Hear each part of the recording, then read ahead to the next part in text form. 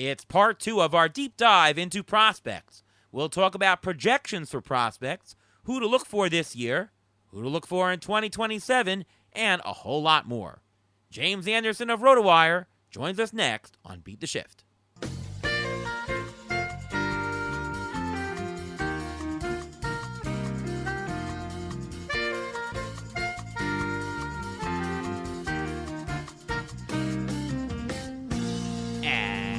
And welcome to another episode of the Beat the Shift podcast. I am your host, Ariel Cohen, and with me as always is Ruvain Guy. What's going on, Ruvain? Not much. How are you doing today? Pretty good. How was your last couple of weeks? I know we were off for Memorial Day. A lot of vacationing, really crappy weather in the Northeast. Not really beach or barbecue weather, but did you enjoy your time off? I guess. I mean, I've still been a little bit under the weather, so not great, but my son has been cleared to pitch in his playoffs, and his playoffs start this Friday, so I'm a little excited about that. Yeah, sounds good. And I'm playing softball. I had 3 strikeouts yesterday in my game. Our team rolled again. We're 8-2 on Sunday. We're 7-0 at night. We're just rolling and rolling. I had a 7 strikeout performance 2 weeks ago in 2 games. That was pretty cool. But yeah, just happy to be on the field and still at a high level, which is really cool. And if anyone wants to see those highlights, Ariel has them on video as he sent them all to me, so you can take a look. And I did not know I was being recorded. A guy on our team put, I guess, his phone or whatever and set it to record, and boom, it's fun to watch highlights afterwards. Yep. All right, well, we've got a great show as we are doing prospects. It's our prospects episode part 2, and we've got a fantastic guest from RotoWire, the one and only James Anderson. What's going on, James? Hey, guys. Doing great. Good to be on with you. Oh, likewise, and welcome back to the show. And, we wanted to pick your brain about prospects, and we'll get to some specific ones, but let's jump into some strategy. So, as you know, I do projections, and I'm a big projections guy. And projections aren't always fantastic for prospects. I mean, there's MLEs, there's major league equivalents, but, it's sometimes takes, sometimes doesn't take. What are you a bigger fan of to use during a season? Preseason projections for prospects, or are early minor league numbers, meaning in the same season, or is that a better indication for what you're going to see for a prospect when he comes up?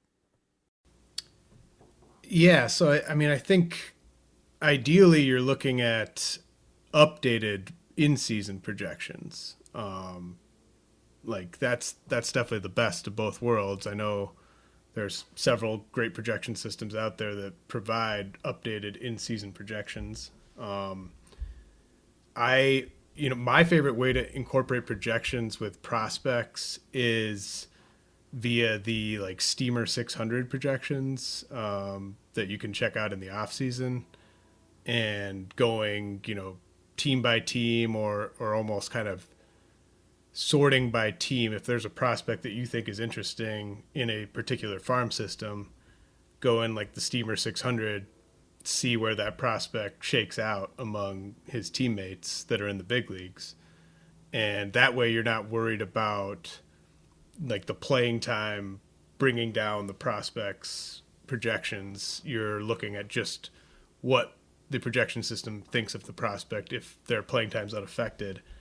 And that, I feel like, is a nice way to use projections to get at least one indicator about a prospect. Once we get in season, I'm really not looking at preseason projections for prospects at all myself, because this is what I do for a living, so I know the prospects. I use the preseason projections during my off-season evaluation of prospects. But then once we get to opening day, my evaluation of the prospect combined with what they've done, the new information they're giving us, what they're doing in season, then that factors into what I thought about them before the season. But I would not be looking at preseason projections on a prospect myself in season, because I've already got an opinion of that prospect from before the season, and then I'm looking what they've done since then. But if you don't pay attention to prospects, I mean, that's probably a mistake if you have no idea what the prospect's preseason projection was. That might be just an oversight, but yeah, I'm not looking at preseason projections when evaluating a prospect when we get into like late April, May. What about rest of season projections versus the stats that they've accumulated in the minors until now, or even if they're in the majors and they haven't graduated their prospect status? What do you put more money into? Do you put money into the rest of the season stats, projection stats, or do you put in more to what they've done in the minors or in the majors? What do you do? I think you gotta start factoring in those rest of season projections, or even you can get like weekly projections. Like for instance, like Noah Schultz before he got hurt with the White Sox. Projection systems were not suggesting you use Noah Schultz. He had great numbers in the minors, but like they quickly started fading Noah Schultz, understandably so, given the stats he put up in the big leagues. But I think that's great if you can use those in-season projections. I'd lean on those with prospects for sure, especially once they're in the big leagues. So we asked Chris Welsh this on the last episode, but I wanted to get your take. Preseason, how do you know when to draft a prospect? Like, how do you know, okay, this is the guy to get, don't worry, he's going into the 10th round, but nah, he's the guy to get. How do you do that, since you're more in touch with prospects than I am? It's almost more about like where are we at in the calendar? By far the best time to draft prospects is October, November, December. Like that's when you're getting the best prices on all the prospects, because people just haven't started pushing them up ADP enough at that point. If you only do your drafts, like if you start drafting in late February, or you like start drafting during spring training, by then the prospect prices are often at a point that are prohibitive, or at least to the point where you really have to like the prospect and really believe in them, and maybe you see something in them that other people aren't talking about, or like there's some sort of blind spot that you perceive where ADP is not capturing the value that this player is going to provide. But the closer you get to opening day, the worse the prices on prospects get, and the least likely they are to get a bargain. So once we get into spring training, once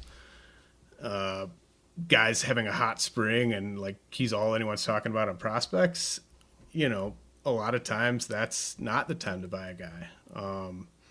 But it also just depends on your league. Like we all play in a variety of leagues, and sometimes like I felt like this year, like high stakes drafters didn't necessarily push prospects all the way up the board the way that they have in some other years. But I'm sure in home leagues, prospects were pushed up board. So you got to factor that in, of course. But you really have to just do the work. Like if you want to be investing in like Sal Stewart or Connor Griffin or Kevin McGonigal, like you gotta do the homework on these guys before we get to spring training. I think that's kind of the biggest area people start making mistakes, is when it's like a player they haven't even really heard of or really learned that much about, and then that player starts making noise in spring training and they get caught up in this whirlwind of like, oh man, I gotta get this guy's the next big thing.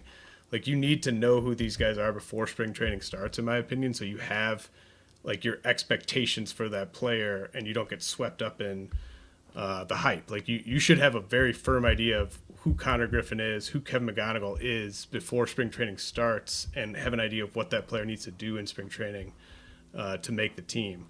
So like I think you got to do the homework, you got to do it ahead of time. But by far the best time to draft prospects is early drafting season, because that's when you get the values. That's good advice. Now, if you're during the season, sometimes rookies can be hot, sometimes they can be cold. How do you know when you should be playing a rookie?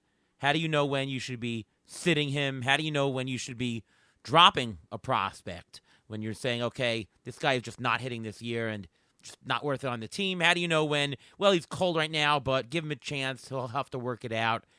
How do you know how to use prospects on your roster? Let's say you're in a, I don't know, 12-team mixed type league. I mean, it's all about playing time. Like I'm not even like if I'm stashing a prospect and they get the call to the big leagues, my plan wasn't to just keep stashing them. I want to be able to use them, and you kind of the team will sort of tell you, right? Like if a manager keeps starting a player, keeps maybe starts moving the player up in the lineup, that's great. But like once you kind of get a sense of when a manager is losing faith in a player. Especially if a guy starts sitting even when they have the platoon advantage, like at that point you just got to move on. The whole idea of rostering these prospects, and then especially if you're going to set like a 12-team league, you're trying to catch lightning in a bottle, right? And if a prospect's only playing half the time, like you got to move on and try to find someone else that's going to hit for you, because the teams will tell you. And if it's a player that like say Connor Griffin had gotten off to like just a brutal start. I think you keep that player until they get sent to the minor leagues at least. But you probably keep them on your bench if they're going through struggles. I think it's okay to kind of do the hot hand thing with a prospect, look at the playing time, but especially in those shallow leagues, like you're trying to get a hit here. And if you start getting evidence that you don't have a hit on your hands, you need to pivot and find something else. Yeah. So like if Connor Griffin, let's say, was struggling, right off the bat and sent to the minors, if you're in a 12-team league, is that a drop? In a 15-team league, how long do you hold? Like, how do you know how to make the decision? Because obviously he's got a high pedigree, but if he's back in the minors, are you just cutting bait? Right. I mean, now we're talking about a hypothetical.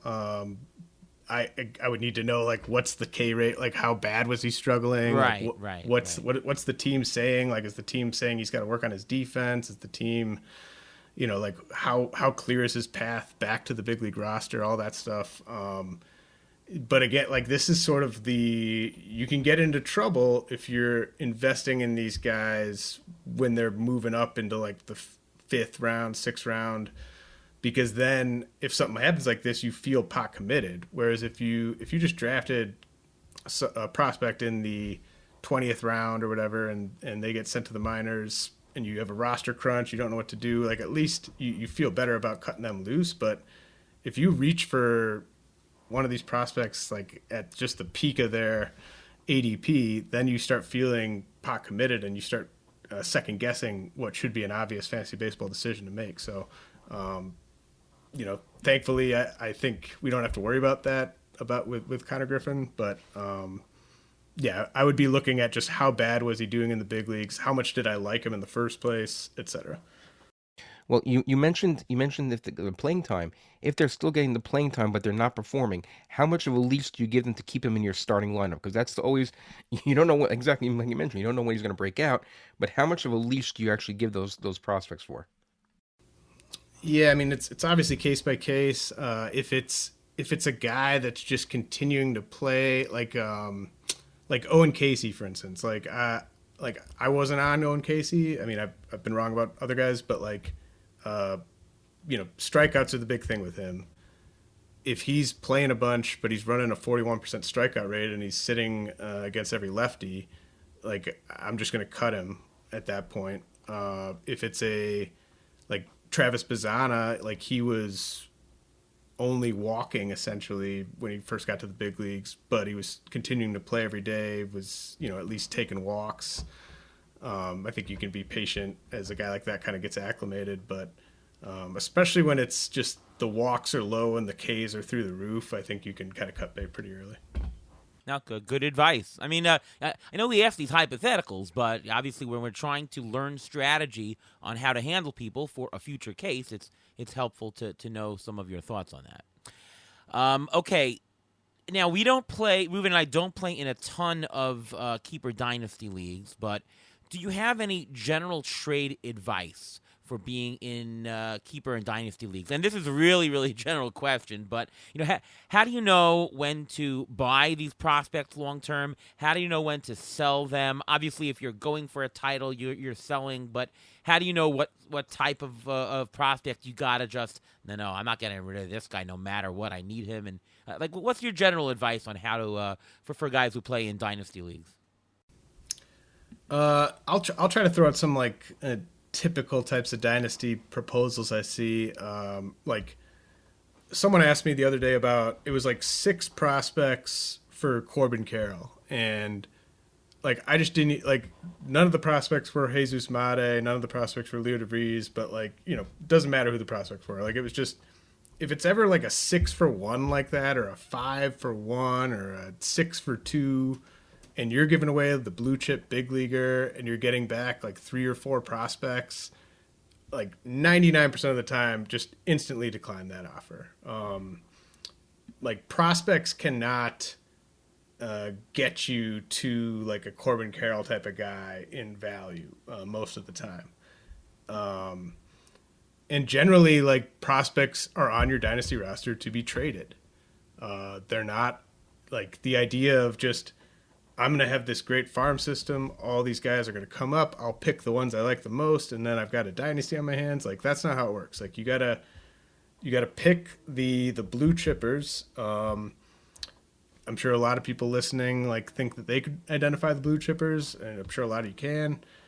If not, find someone you trust to help you identify the blue chippers. You definitely don't want to be trading someone like Connor Griffin, someone like Jesus Mate. Just very rare that a type of trade is going to come across that makes sense for both sides with a prospect that good.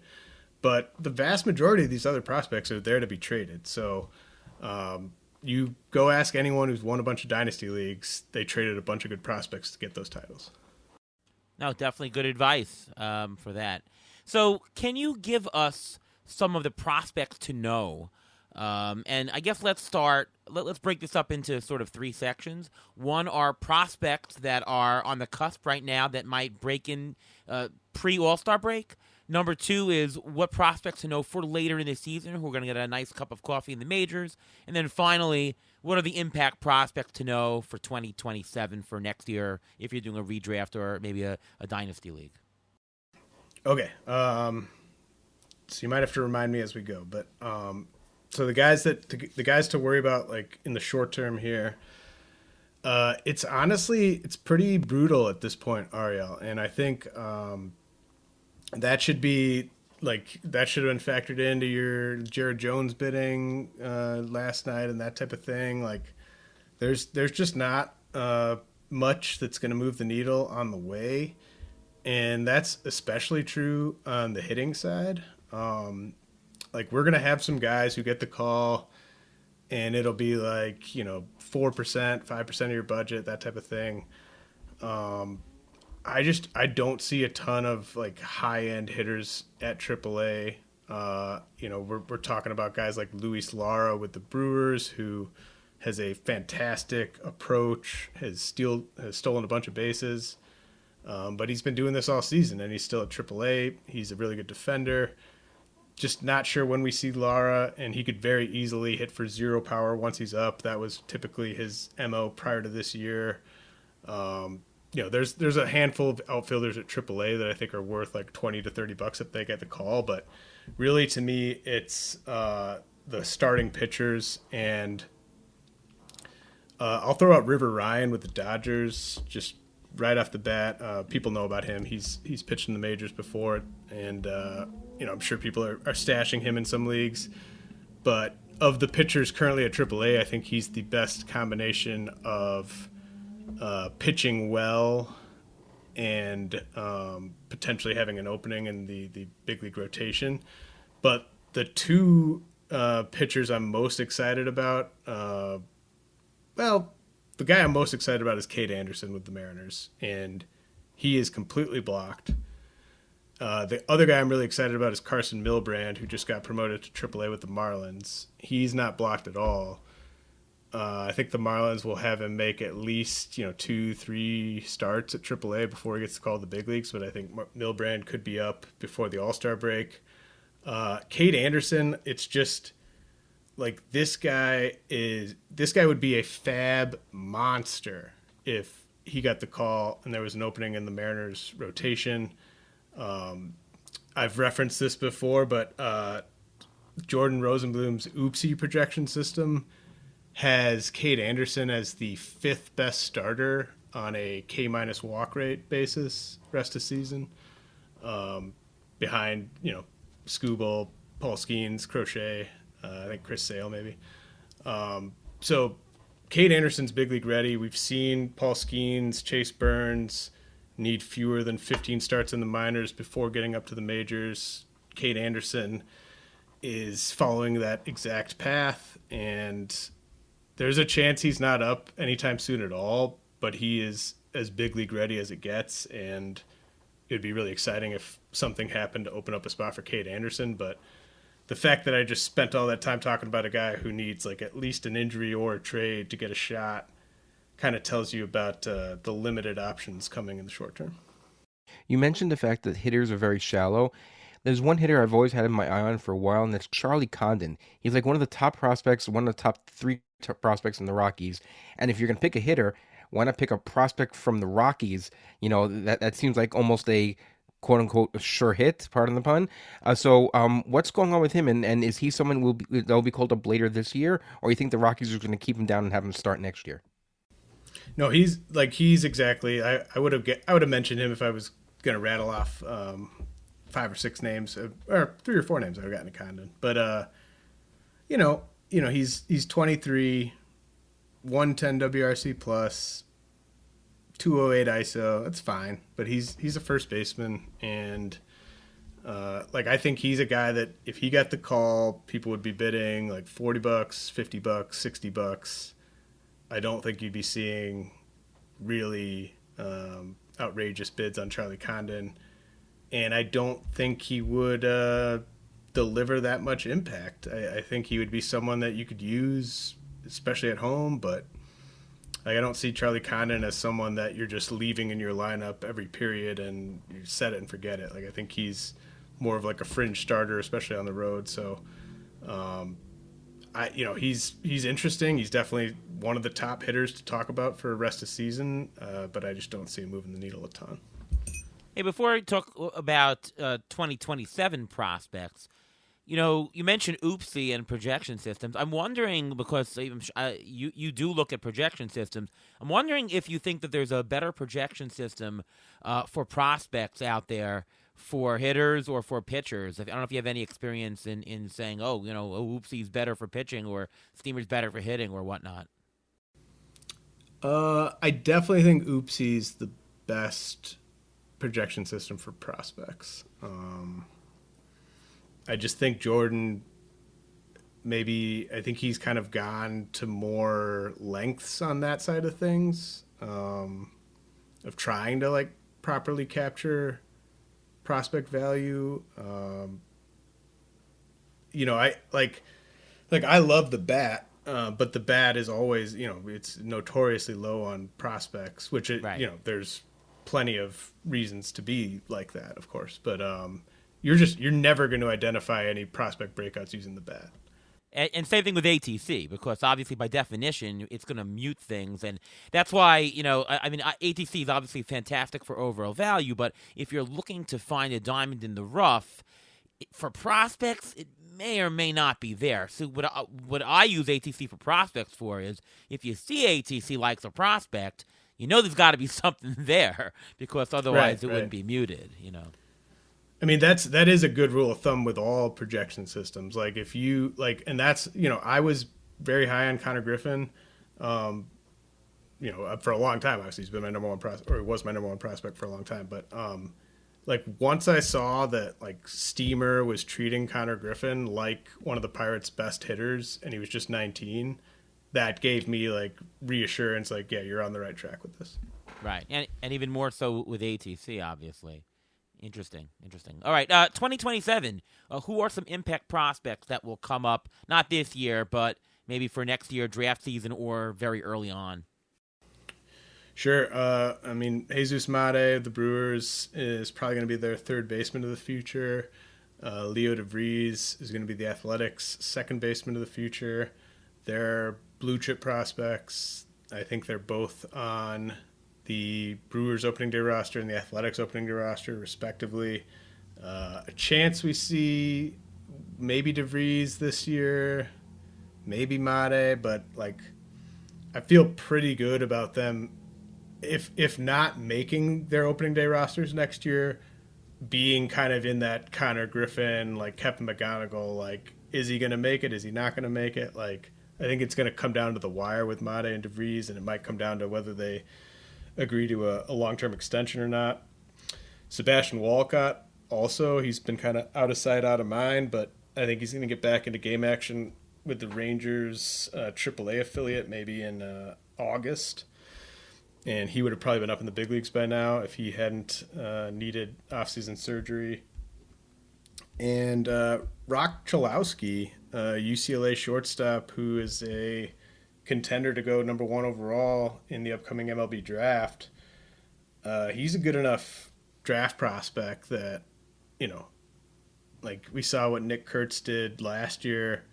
There wasn't a hitter that was anywhere near that caliber in this past year's draft class from the college ranks, but Rock Chalowski is one of the better college draft prospects in recent years. So I think whatever team, I think it's probably going to be the White Sox, but wherever he lands, he'll be in contention for an opening day roster spot, even in his first full pro season. Ruben, anything else to ask James before we wrap up the prospects for this year? No, I think that's it. I think he hit on a lot of the stuff that we were thinking about when we need to, plan the team and plan for the rest of the year. So thanks, James. That was very helpful. Yeah, you're welcome. All right, so let's go do a little bit of buy, sell, hold, and drop. We're going to talk. We'll mix in a couple of prospects here, but it could be anybody.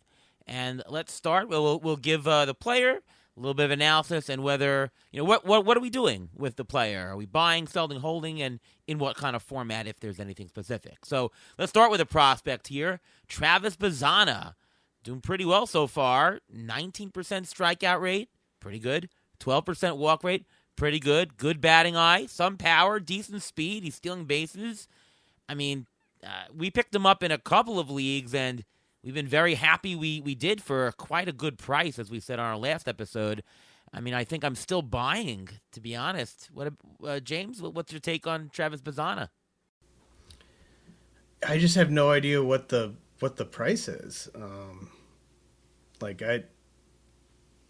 think there's probably more excitement out there for Bazzana among the people rostering him than I have for him, but I like him. He's definitely a start. Like he is a set it and forget it prospect. Like I'm not worried about who the Guardians are facing when I'm plugging Bazzana in. But I don't think he gets to 15 homers this year. And I think there's a chance that he kind of reverts to his OBP over batting average ways, and you're looking at like a 370 OBP with like a 260 batting average or something at the end of the year, which is like totally great and fine. But I think there's maybe a chance that he's, number 1 overall pick.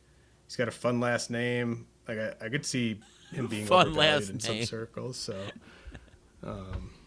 Interesting. Yeah, I think he might be overvalued in some circles. Okay. So you're saying he would be a sell because you can sell if in a redraft league he'd be a sell this year to try to get to fill if you want to fill holes in your team. Yeah, could I trade like if I need pitching, could I trade Bazzana for like Matthew Boyd or something like that? I don't know. I'd consider something like that. It's he's a second baseman. I think he's going to steal 20 plus bases and hit fewer than 15 homers. All right, who'd you rather have rest of season, Travis Bazzana or say Jackson Holiday? Bazzana for sure. Okay. What about a guy like Marcus Semien? Ooh. I'd go with Bazzana. Well, now I'm pulling up the projections. I'd go up Bazana only because of the fact that you know you're going to get at least stolen bases out of him. With Simeon, you have no idea. Yeah, yeah. I had to look up Semyon because I don't have him anywhere. But yeah, Bazana. We're Mets fans, so we watch him every day, so we know he's not great. What about Andres Jimenez? I think you're going too low with these. Maybe Okay. maybe I'm just wrong about the perceived value. But Well, I I'm feel trying like to there's- get. I'm trying to get a feeling for where you would value him, and then we can see whether he's overvalued or not. I mean, I would take him above all the guys I mentioned so far. Would you not? Yeah, I would. All right. What about a guy like Gleyber Torres? Yeah, I'd take him over Glaber. Second base is the shallowest position out Well, there. yeah. Mario. Well, of course. Would you take him over Bryson Stott? Ooh, we're getting close. Okay. Close. I mean, Closer. Didn't Stott shed? He's shed the platoon. Yes. I think I'm going Stott. Okay. But I think it's like He's it's batting like 217 I feel also, like I'm like an outlier though that I'm taking. Like I would be aiming higher than that. Like I'd be aiming quite a bit higher than that. Okay, what about Nasim Nunez? No. I mean, Nasim Nunez, he's extremely format dependent because he's stolen bases only. I mean, really. Yeah. But all right, but if we go any higher, we're talking like Xavier Edwards, Otto Lopez. I'm taking those. I guys. think you could get Otto Lopez or Xavier Edwards for Bazana in some leagues. Really, that's Yeah. interesting. Okay, well, if that's the case, he's a sell. I mean, to me, he's valued there, which in a 15-team roto, he's about somewhere between a $10 and $14 player, which is pretty much like a top 10 second baseman rest of the way, Bazana. I know, but that's like the most damning faint praise you can give someone. All right. Moving on. Moving on. Let's go with Blaze Alexander. I picked him up in a lot of draft and hold leagues this year because he's got eligibility and he's got a little bit of everything decent average. Any interest in Blaze Alexander? Is this a buy, sell, hold? I guess he'd be more for deep 15-team leagues or mono leagues. Right. I mean, I think he's more of a sell. So I love what he's been doing. I love the eligibility. I've got him in a bunch of leagues too, Ariel. I've had him in my bench everywhere other than AL Labor though, because I just haven't trusted that he's going to actually play. So Right.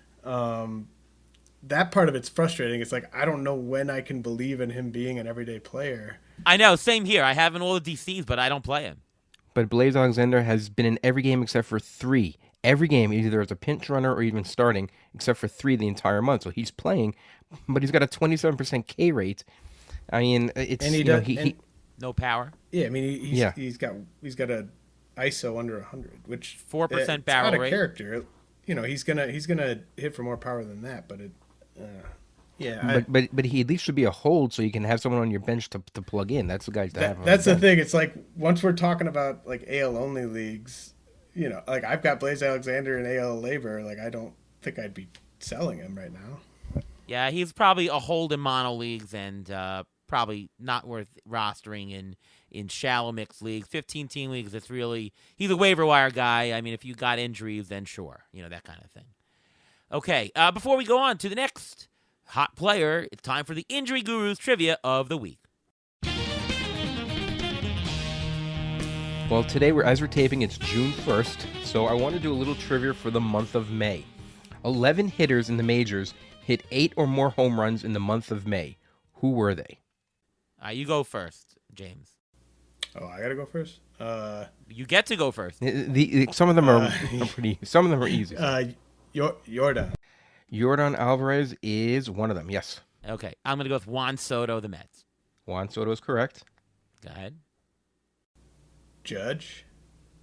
Aaron Judge did not. Okay, I'm going to go with Kyle Schwarber because I have him on a bunch of teams. Yes. Kyle Schwarber, 100% yes. All right, you got another pick? Oh, I go again. Yeah, Yes, why go not?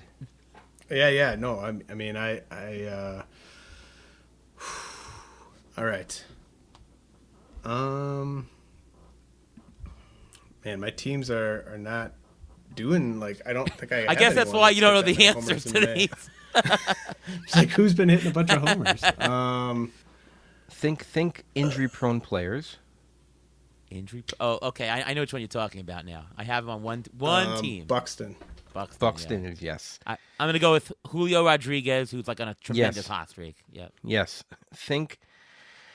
Um, Let's go with players who either did not have a starting job at the start of the season or were questionable coming into the season. Well, I can tell you that I have this guy on like half my leagues. Andy Pajes has been blazing hot this. Andy Oh, Pajes, yeah. yes. Yeah, me too. Andy Pajes. Plus the guy The that others that we're were gonna talk missing. about. The others that were missing are Christian Walker, Jaron Duran, And Casey JJ Bleday, well, I'm getting there. JJ Bleday, and Murakami, who's on the Murakami. injured list now. But I want to talk about Casey Schmidt. He plays everywhere, basically. He's already played 9 games in the outfield, so he's almost eligible there as well. James, what do you do with him? Do you hold on to him? Do you keep do you just sell him at this point because he's so hot and he's a second baseman like you mentioned? What do you do with him? So I've got him on like all my draft champions teams, and I can't sell him there. I don't think I have him anywhere I could sell him. I mean, he's clearly over his head by a lot. I don't know what someone's going to buy into him for. Yeah, I'm not sure that he's sellable because I mean people I think see that he's obviously not this good.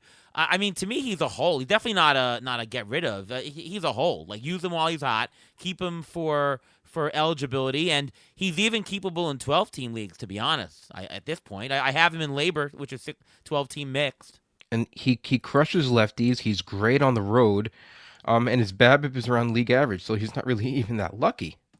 No, he's definitely not. Like I wouldn't get rid of him. And the eligibility is just, chef's kiss. And like leading off every day, it's great. Strikeout rate is 20%, which is great. 15% barrel rate, so there's a lot to him. I mean, he's a viable start in 12-team leagues. He just is straight up. So he's a hold. Then he's a hold. Is he a buy? No, because he's overplaying. Right. Yeah. Hold. Okay, next player, Mike Soroka. He's looked really good this year. 3.25 ERA, 1.2 WHIP. Sierra says he's legit, 3.5. Strikeout rate of 24%. Walk rate down to 5.5%. A little bit of luck, but not crazy. 3.18 BABIP, 77% strand rate. A little bit lucky in the homer, 7% homer to fly ball. I mean, to be honest, 3.25 ERA, it's almost all from one outing. He gave up 8 runs at Milwaukee one time. He's had 8 strikeouts or more 3 times this year. He goes 5-6 innings almost every start. I mean, Mike Soroka looks absolutely legit this year. I think he's a hold, to be honest, if not a small buy. What do you think, James? Yeah, I'm very pro Soroka. I'm wondering if you can use his upcoming schedule in any way to like get a good deal, because he's at the Dodgers or he's home for the Dodgers tomorrow. The Nationals have been scoring a ton of runs, and then he's at Great American. Maybe if you offer for him right before the Dodgers start, his owner might think that he can like get one over on you by selling him before he has like a bad outing or something like that. But definitely not a sell. Like I think he doesn't have the cachet to get you enough in a trade. Okay. Well, I would definitely try to sell him if you can, because his last 5 starts: Pirates, Texas, Rangers, Rockies twice, and San Francisco. That's, he hasn't really faced anyone that great. Plus, he hasn't thrown more than 100 innings since 2019, and he already has 60 innings under his belt right now. So, to me, he's a little iffy even for the rest of the year. So, if he's on my roster, I'll try to sell him just for something. I'm going to go small buy, actually. Okay. How about this guy? I picked him up in Tout Wars Champions League. Spencer Arrighetti. We all knew that he was going to break out sometime, and he's breaking out. 1.34 ERA, 1.13 WHIP, Sierra says not slow down a little bit. 4.74 Sierra.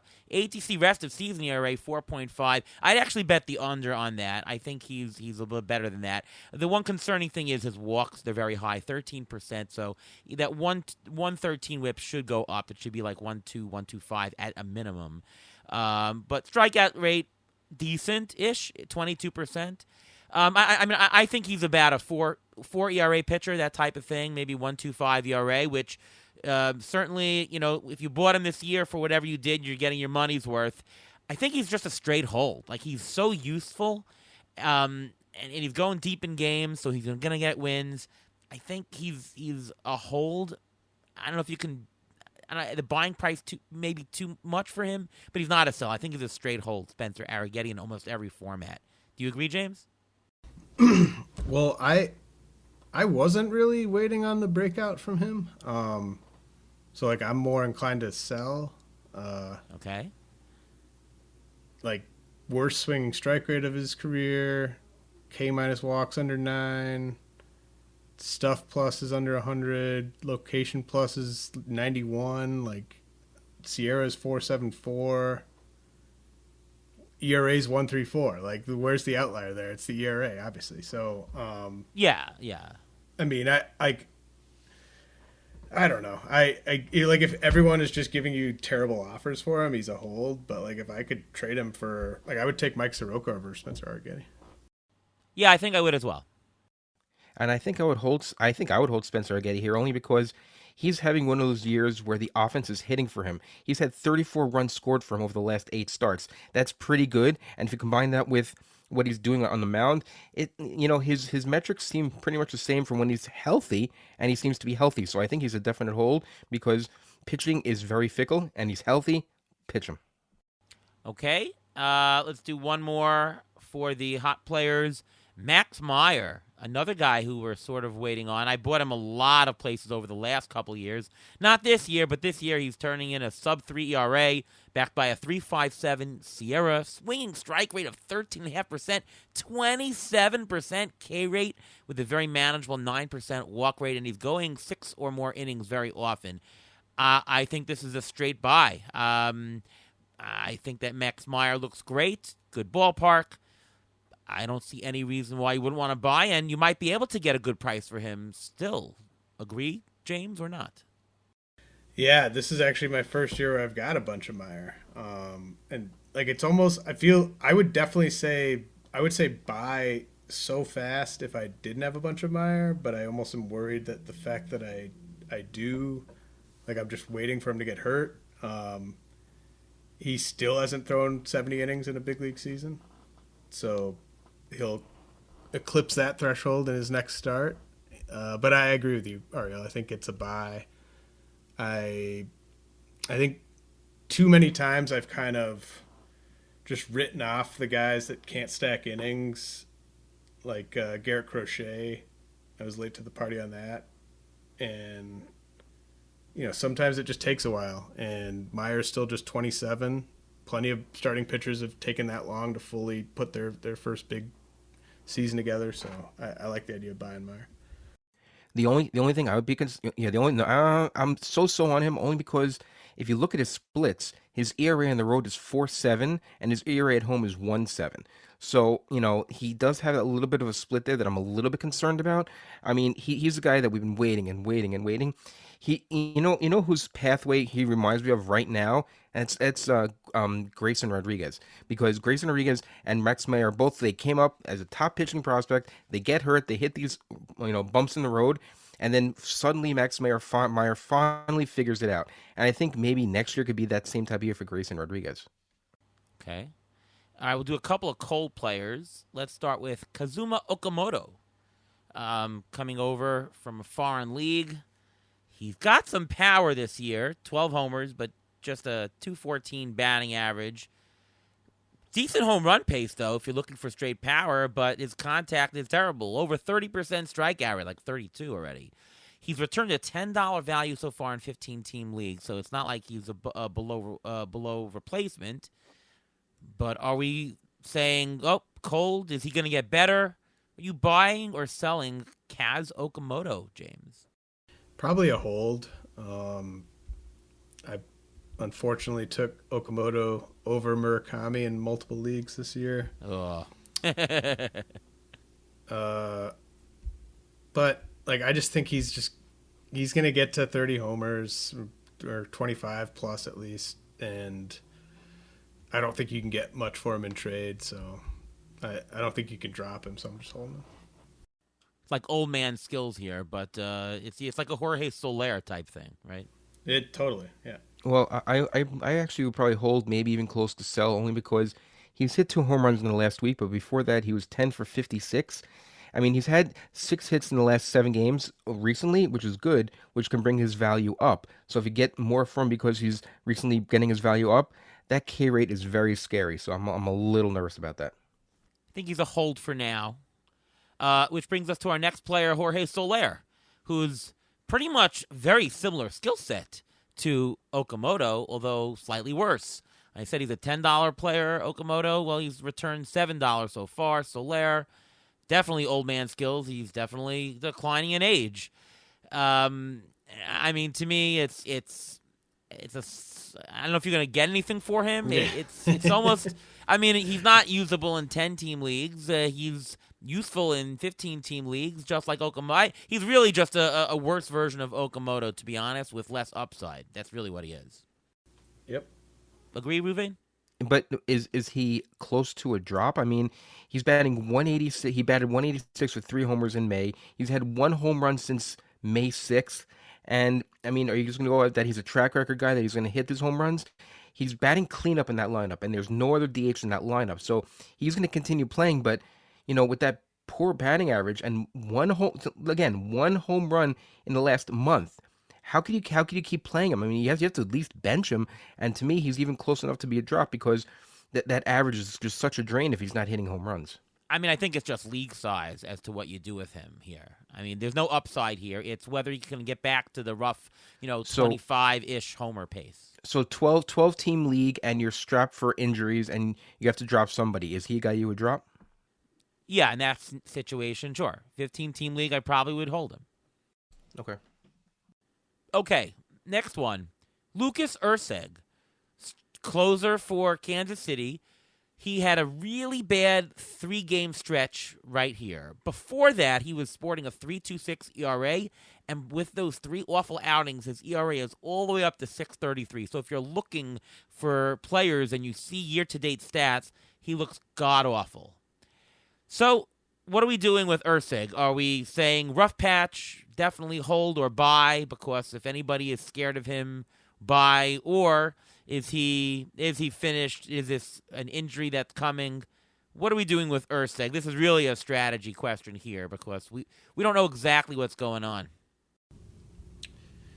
Yeah, I kind of thought initially to fade him or to sell him, but I'm wondering about maybe buying because I don't trust Estevez's shoulder at all. Looks like Erceg's velo's been pretty steady his last 5 times out. I don't think Erceg's very good, but his owner might just be so sick of him. How people get with closers that blow saves and stuff. You might just be able to get him for a song. So and he's been dropped in a bunch of leagues. If you go on CBS, the percentage owned has dropped. So a lot of people are getting frustrated in shallower leagues with him. Right. I mean, of course, there's leagues that are so shallow that even if he is getting the saves, I don't even care because it's the Royals. But in leagues where you're chasing saves and you're looking at the Cincinnati bullpen and you're looking at the Angels bullpen and stuff, if you're in one of those types of leagues, I think he's a hold. But there's nobody behind him to get saves. I mean, you have Matt Strahm, who just came off the IL, and you have Alex Lang lurking there, I guess, who's closed before. Lynch. It could be Daniel Lynch also, but right now, until he loses the job, I mean, he is the closer. He in the beginning of the year, I would think maybe he'd be a guy that'd be traded if he had a good season, be traded, toward the trade deadline. But if he's pitching like this, he's not even gonna get traded, and he may keep his value because he doesn't get traded and ends up closing more games down the stretch of the season. So I think he's more of a hold and just bench and just wait for this rough patch to go by. Is the strategy to now buy the backup if you're in a league that saves are tight? Yeah, I mean, I think the thing I like about it for that is that it's such a bad bullpen that like it's more likely to me someone just emerges as the clear guy. Um, so yeah, like 15 teamers. I did have some backup bids on Daniel Lynch this past weekend. Okay. But you really want two Royals closers on your roster? Oh no, no, no, I no! Like I mean that's Well, it's I'm all I over that. wasn't That's the I wasn't hypothetical. I was getting the rostering handcuff. Urseg and then adding Lynch. I was No, adding I understand Lynch. it, but if you have Urseg, do you buy the handcuff or you just isn't drop he him more straight up for someone valuable else? if you have Ursig to get the handcuff because now you're getting a total share of the Kansas City saves potentially, and you drop whoever it's not very very Yes. quickly. So How yeah, valuable is it to use two roster spots to corner the Royals save market? if you're in a mono league ale only, Mono league, valuable. yes. Mono league and Sure. a 15 team league where you've lost many closers to the IL. I guess it's worth it. Yeah. All right. Two more pitchers to talk about for selling. Or sorry, for cold. You'll tell me if it's a sell or not. Jared Jones, prospect we're throwing in there. He has one really bad game so far. I think this is an instant buy from a one crappy start. Do you agree, James? Uh, yeah. Who? Sorry, who was that? Jared Jones, Pirates. Oh, buy. Yeah. Easy buy. But when Reminds do you me play? of When do you play him though? Do you wait? How long do you this wait week to play right him? away. I'm using him You buy him right using away him for sure. pretty much every time. Yeah. I mean, you buy him right away and probably playing Like also. I would happily start him at Houston. Next week against the Dodgers in Pittsburgh. That one's iffy, but like I'll start him at the Athletics and at Coors on that two-step. Like I know those are like two of the worst parks in baseball, but they're two of the worst offenses in baseball for strikeouts with the A's and for runs with the Rockies. And Jones could strike out 18 batters that week. So, like I think you just lean into it with Jones. He's top 25 ish SP on stuff alone. So, yeah, I love the fact that his ERA is so high right now. Right? He's gonna have a great start at Houston. Yeah. Buy him cheap. Okay. And by the way, shout out to RotoWire. You mentioned you're talking about two-step and the schedule. I love RotoWire's projected schedule. Really clear, really easy to read. And if you are playing in a fantasy league, you can import your league, and it will tell you who you have and who's available. I think it's the best tool out there for looking at the next couple of starts. You agree with that, James? I do. I need to get better about promoting my own website. But yeah, I absolutely agree with you about the projected starters grid. In fact, I recommend everyone who subscribes to RotoWire do what I do and make the projected starters grid your RotoWire homepage. So when you click on RotoWire, it just takes you directly to that 7-day starters grid. That is definitely my favorite tool to use on the site. Of course, we also have ATC projections on the site, although it's preseason only. But RotoWire has a lot of great stuff, so definitely check it out. Plug for you guys. And finally, let's talk about Trevor Rogers, who had a remarkable year last year, where he had 110 innings of 1.81 ERA, .9 WHIP. But this year, not so much. His strikeout rate has collapsed to 17%. Ground ball rates collapsed to 35%, where it was like almost 50 last year. Homers are up. Command's getting worse. He just looks like a different pitcher. I know he's been a little bit unlucky, but not crazy unlucky with like the strand rate and BABIP. But I don't know. I think Trevor Rogers right now is almost unusable. In 12-team leagues, to me, he's almost a drop. I guess maybe 15-team leagues, he's a sit and wait. And in mono leagues, I guess you got no choice but to play him. But I'm a sell or even drop for Trevor Rogers, depending upon the format and the depth. James, what are you doing with him? I agree completely. I saw Rogers out there in my 12-team online championship, and I didn't even bid on him. We've had way better pitchers than Trevor Rogers have had trouble stacking good seasons together. And you look at Trevor Rogers' career seasons, it's very obvious that 2021 and 2025 are the outliers there. He's just got a bunch of bad stuff stacked around those 2 seasons. He doesn't strike anybody out. He doesn't strike out more than 3 batters per start, and his last quality start was April 7th, which is horrible. His ERA in May went from 4.75 to 6.84. I mean, that's just it's unrosterable. I think he's just a clear drop, and I wouldn't even think twice about it. If you're in a mono league, I don't think you have a choice. Like, you got to stick with him a little bit, but it's brutal out there with him. Any other format, Yes. which is not crazy deep, it's a pretty much a drop or sell if you can get anything for him. Okay, Ruvain, it's time for the injury update. What do you got for our June 1st update? So we'll start with Ryan Helsley, who said over the weekend that he's scheduled to complete a few more bullpen sessions and will gradually ramp up intensity. He has not yet been cleared to go out on a rehab assignment. He'll probably be back sometime either mid to late June. Garrett Crochet suffered a setback when he began experiencing some tightness. First they said it was shoulder, then they said it was lat, and his throwing program has been shut down for the time being. He's on the IL right now with left shoulder inflammation, but there may be other stuff going on. So, keep your fingers crossed for Garrett Crochet. Jacob Wilson, I'm going to give some good news. Jacob Wilson is closing in on a rehab assignment. He should start it in the next couple of days if he didn't start it yet. He's coming off of a left shoulder injury that put him on the IL in mid-May. He could be back within the next week or 2. Bailey Ober was placed on the IL with elbow inflammation. He's been okay recently, but this elbow issue may have been an issue for him his last outing when his command wasn't that great. No word as how bad the issue is, and we'll have to see how things go and how he progresses. And last, I wanted to mention Connor Griffin because he's mentioned already. He's on the IL with a flexor strain in his right elbow. It's unclear how long he's been dealing with it, but general manager Ben Cherington said that Griffin will likely be in line for a short-term stay on the IL, whatever that means. When Griffin was put on the IL, Ryan O'Hearn was actually activated in a corresponding move. All right. Well, that comes to the end of our episode. I want to thank so much James Anderson of RotoWire for coming on the show. And James is really one of the best prospect guys out there. And so it was really a pleasure having you to talk about prospect strategy and prospects. So thanks again for coming on the show. And why don't you tell everybody where we can find all of your work, James?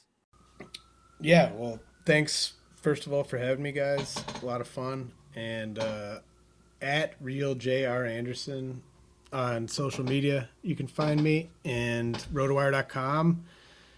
Got my Dynasty rankings, top 500, getting updated this week. So be on the lookout for the fully updated RotoWire Dynasty rankings either Thursday or Friday. But yeah, podcast Wednesday, radio show Thursday, Friday on SiriusXM. Check it out. Subscribe to RotoWire. James is all over the place, very busy. So check out his amazing work right there. Ruvain, what about you? What's going on? You can follow me on Twitter X at MLB Injury Guru, where I tweet out injury updates as they come and the next man up. All right, I'm Ariel Cohen. You can see my stuff over at Fangraphs, over at Rotoballer, and right here on the Beat the Shift podcast, which you're listening to. Twitter, I'm on at ATCNY. Do people still say Twitter, or is it like X? What are people saying these days? I mean, it is I X. still say Both. Twitter. You still say Twitter. I still say, well, what do you say? You tweet out, you don't X out, right? Well, it's supposed to be you post, right? Okay. But Well, tweet people sounds still say better, tweet. right? Tweet sounds better. Yeah. All right. All right, guys. So thanks so much again. Once again, thanks so much to James Anderson for coming on the show. And from all of us here at Beat the Shift, well, we'll see you next time.